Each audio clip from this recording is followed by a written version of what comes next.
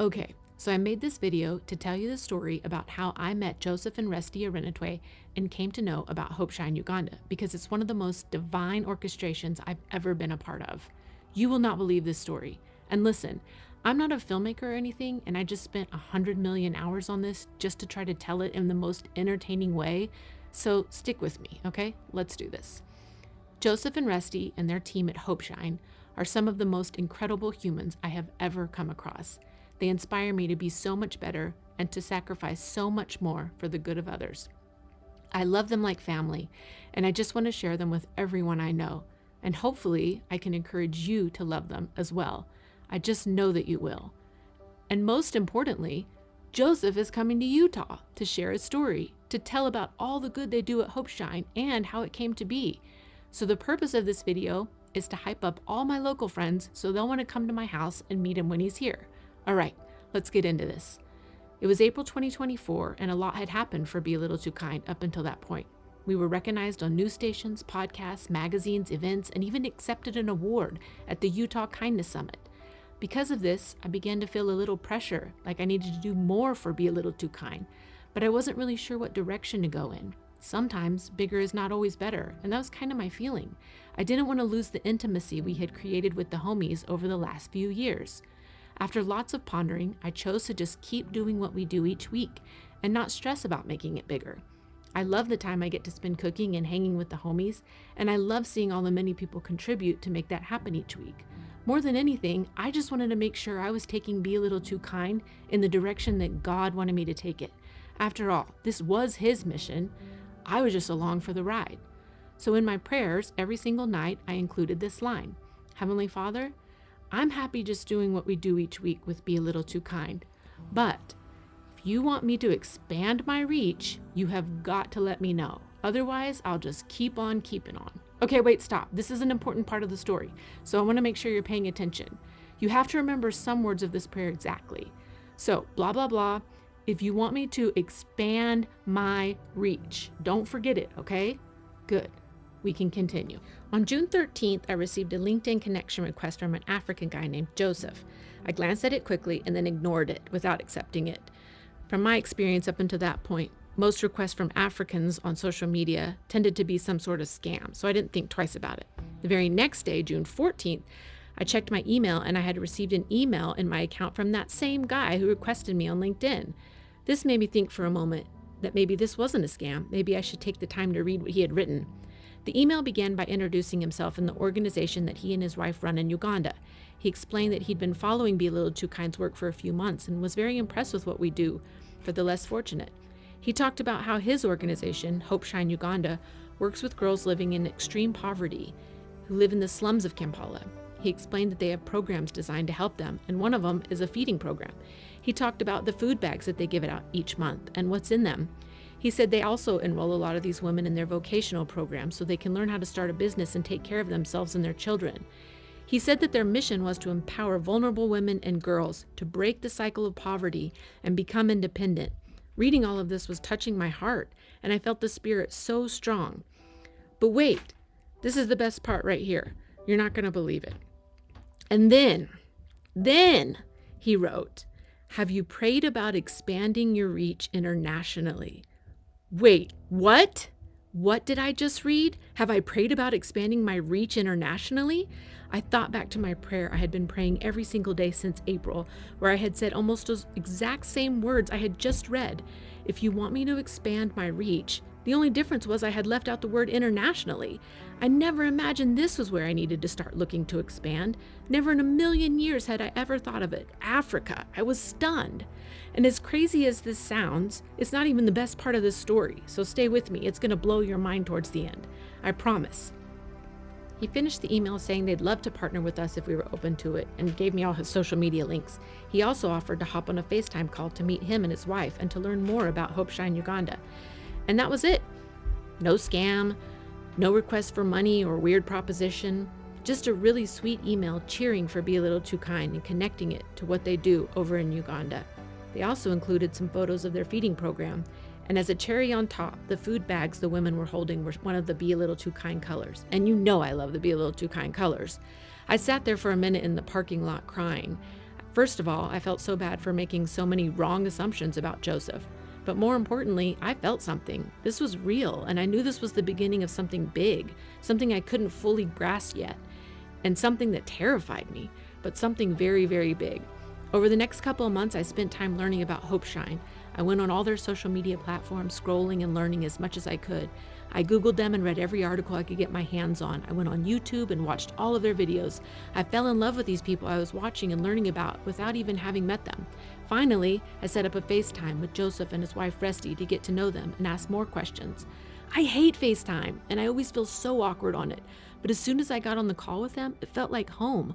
I listened to them tell me about their lives, how they had both come from poverty and grew up in orphanages and were blessed to be able to have someone sponsor their education so they could go to a good school. Seeing their faces and hearing their stories, I felt like I had known them forever. I truly felt a connection to them, as if I was remembering them from our premortal existence, like I was reuniting with my brother and sister. It was so crazy and unlike anything I had ever felt before. As time went on, I started to feel this urge that I needed to go to Uganda and visit them. But y'all, this was terrifying to me, like so scary. No, not like that. It wasn't about meeting them. It was more about going to Africa. I've never ever had a desire to go to Africa. It's so far and foreign to me, and to be honest, it scared me a lot. So every time the Spirit whispered that I needed to go, I would push it away and just ignore. Because I wasn't doing what I knew I needed to do, I started feeling a little lost and confused. I decided that in order for me to clear my mind and figure things out, I needed to talk to someone who I looked up to. So I reached out to my friends Curtis Bennett and his son Mason at One Kind Act a Day and asked if they had time for a meeting. Both Curtis and Mason are incredible humans, and I really value their opinions and advice. Curtis has worked with international NGOs, been a mission president, as well as the Mexico MTC president, and he's about to serve another mission. And Mason is the executive director of One Kind Act a Day. These guys really know their stuff, so I knew that they would point me in the right direction. When we were finally able to meet up, I told them everything from the very beginning. I know I looked and sounded like a hot mess as I just word vomited all over the place, trying to get it all out and express my overwhelming feelings. Both Curtis and Mason had great advice. They were super patient with me and walked me through some things they had learned along their paths. They also shared some amazing connections in the field that might be helpful to me in the future. They always have the right words for everything. At the very end of the meeting, I asked, "So what next? What's my next step? If you were me, where would you go from here?" Curtis leaned into his desk and looked me directly in the eyes and said, "Well, Jessica, you've got to go there. You've got to go to Uganda. You can't convince people to help this organization if you haven't been there and seen it with your own eyes and experienced it yourself firsthand. You need to book a trip and just go." And there I was again. Of course, this was his advice. I wanted to shrivel up and die. I drove home from that meeting and cried the entire way. This was a terrifying reality. I had to go to Uganda? I don't want to go to Uganda. First of all, the thought of traveling to a third world country with dangerous bacteria and viruses and diseases was scary. Second, I knew a trip like that would have to be a 2-week trip. I regret feeling this way now, and it makes me cringe to say out loud. But I honestly had the thought that if I was going to go through the hassle of taking 2 weeks off from Be a Little Too Kind to go on a trip, I'd want it to be somewhere I actually wanted to go, somewhere amazing. And at the time, Uganda didn't sound amazing to me. Third, I knew Austin wouldn't be able to take off for that long during that time of year. His work was super busy. And I would either have to go alone or spend a ton of money and take Isaac with me. I didn't want to go alone. That was so scary. And then fourth, and most importantly, I hate flying. I get so claustrophobic and I have so much anxiety. And a flight for over 20 hours was not something that excited me at all. It actually made me feel like I want to cry. I did not want to go to Uganda, y'all. Not one bit. So guess what I did? Ignore. I just ignored it some more. I know, it's so bad. I was ignoring the Spirit, you guys, but I thought maybe I was getting the wrong impression. Maybe God didn't really want me to go. Maybe there was another way or something. And then one day everything changed. Austin and I had gone to the temple to do some sealings. The temple is one of my most favorite places to go, to find peace and refuge from the loud world and to serve others. Now, before anyone gets all worked up, all of the photos and information I'm about to share come directly from the church's website. So it's for sharing. And for those of you who are unaware of what the temple is and what it's for and what we do there, I'll just take a minute to explain. Please keep in mind that the temple and the work done there is extremely sacred to me and my beliefs, so just listen to my story with a little bit of reverence and respect. Thanks, friends. A temple is a place where members of the Church of Jesus Christ of Latter-day Saints come to worship Jesus Christ. It's the most sacred place of worship in our faith. A lot of the work we do in the temple is for those who have passed, our ancestors. A lot of the people who lived on earth before us might not have had the opportunity to learn about Jesus. But God doesn't forget any of his children. He has a plan for them too. We take family names to the temple from doing our genealogy and do work for those people like baptisms, making covenants with God, and eternal marriages or sealings, so they will have the opportunity to accept or reject those ordinances done for them. When we are inside the temple, we change into all white clothing. This symbolizes purity, unity, and inclusion, and is a reminder that we're all children of God and we stand equal before him. Temple sealings are so special to me. Sealings are officiated by one holding the authority or sealing power. This is the same power that Jesus gave the Apostle Peter to declare blessings on earth that will continue in heaven. One of the reasons why sealings are so special to me is because the officiator or temple sealer always gives such uplifting advice or direction at the end of the temple sealing. Okay, now that I've explained all that, let's get back to the story. On this particular day we were there, the sealer began the sealing with a little challenge. He told us that the words spoken in the sealing ordinance are very sacred and they hold power. He said, even though the words are the same every time, I want you to listen to the words spoken in the sealing room tonight and see if they answer a prayer you may be dealing with. If there's something you're struggling with, or if there's a question you're trying to find an answer to, I want you to say a little prayer in your heart right now and ask God to answer it through the words you hear in this room tonight. So, being the little sassy rebel I am, I took that challenge and said a little prayer in my heart that went a little something like this. Heavenly Father, if you want me to go to Africa, then show me Africa in this sealing room tonight. Some way, somehow, show it to me, clearly. And then, fine, I'll go. Yes, you heard that right. I made a bet with God in the temple. What might sound like a sweet little prayer to some was actually a bet with God, because I'm going to be honest with you. I did not think there was any way I would hear the word Africa in that room that night. I mean, the odds were in my favor. And God was, of course, fully aware of my intention and my heart in asking that. So how I didn't get struck by lightning that night, I'll never know. So the sealing session begins, and I knew I had to do my part in this, and I wasn't just sitting back and being blah about it. I scanned the room to see what we're dealing with. Everyone is white, like the whitest of white people, and everyone brought family names, and definitely no one is from Africa. We were starting out on a great note for me, but still, I was trying hard to find it. I looked over at the names on the sealer's desk, hoping they would be African. These are family names that other people submit online for the temple to use. Okay, so that's going to be a no. Something particular about this sealer was when he would read each name, he would follow it by the place that that person was born. So he read a name, and then he said that they were born in Georgia. Immediately, a woman in the sealing room gasped. She said, "That's the answer to my prayer. My daughter is serving in Georgia, and I prayed to just feel connected to her in some way today." The sealer responded, "Georgia? That sounds like a fun mission. I would love to have served a mission in the South." My mission was in Guam, and it was not fun. It was very, very hard. And remember, I'm just sitting there trying to find Africa and listening to this whole interaction thinking, this is great and all, and I'm glad her prayer was answered, but what about mine? I knew he wouldn't be able to do it. And then the lady responded one more time. "Oh, we aren't foreign to hard missions. Our son served in Zimbabwe, Africa."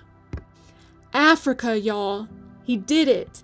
Jesus put Africa in that sealing room that night. I have done a cajillion temple sessions and never have I ever heard the words Africa spoken in any of them. He took my challenge and said, "Oh, you want me to show you Africa? 1 second, hold my sheep." And he showed me Africa. This could not have been more clear. I sat there in silence because it's the temple and I had to be reverent, but I just had tears streaming down my face, all the tears.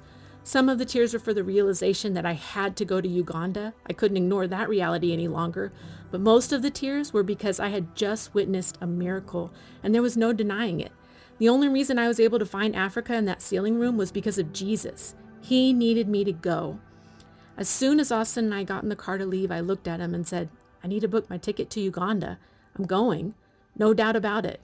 He was so excited for me, he bought those tickets the very next day. He had been supportive of me going since day one and was just letting me work it out in my head. He knows my routine. So after that, my first trip to Uganda was in October 2024. I took Isaac with me. We both fell absolutely in love with the place and didn't want to come home. It changed my life, y'all, entirely.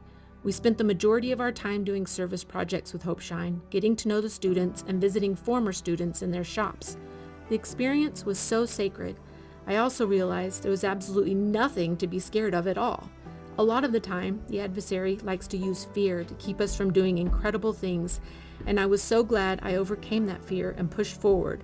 When we came home, people would ask how the trip was, and I was just speechless.